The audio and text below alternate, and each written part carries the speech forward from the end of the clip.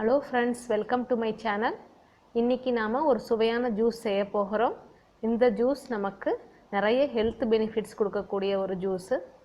இது ஒரு digestion problem, வயிற்று எரிச்சல், வயிற்றில் ஏற்படுற அல்சர் இந்த மாதிரி பிரச்சனைகளுக்கு ரொம்ப நல்ல தீர்வாக அமையும். ரொம்ப ஈஸியாக செய்யக்கூடியது.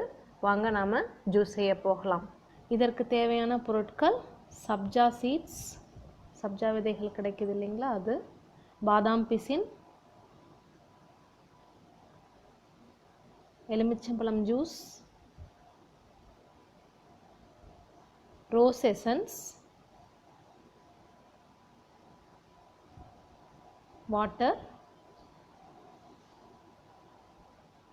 Sugar, ice cubes.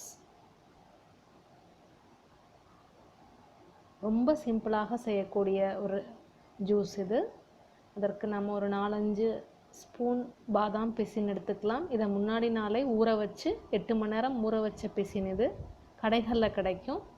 அதை வாங்கி தண்ணியில் நைட்டு ஊற வச்சிட்டிங்கன்னா இது போல் ஆகிடும். அப்புறம் ஒரு 10 நிமிஷம் முன்னாடி ஊற வச்ச சப்ஜா விதைகள். 10 நிமிஷம் ஊற வச்சாலும் இந்த அளவுக்கு சப்ஜா விதை ஊறிடும்.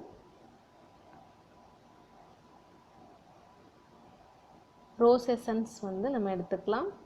இது நான் கடையில் நம்ம கிடைக்கிற எப்பயும் நம்ம யூஸ் பண்ணுற ஒரு எசன்ஸாக எடுத்திருக்கோம். ரூஅப்ஸா எடுத்திருக்கேன். ஒரு 4 ஸ்பூன் சேர்த்துக்கலாம்.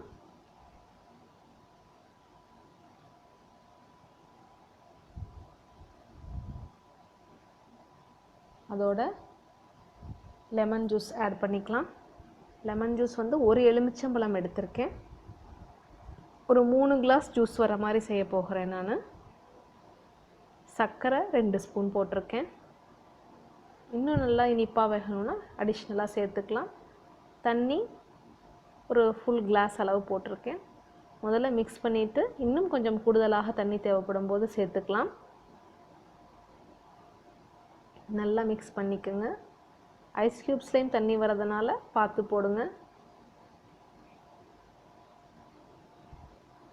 ஓகே, நல்லா மிக்ஸ் பண்ணதுக்கப்புறம் நமக்கு ஜூஸ் ரெடி ஆகிடுச்சு. ஆரோக்கியமான ஜூஸ் ரெடி ஆகிடுச்சு. இப்போ நாம் அதை சுவைத்து பார்க்கலாம். தேங்க்யூ ஃபார் வாட்சிங். Please subscribe and share my channel. Take care. Thank you very much.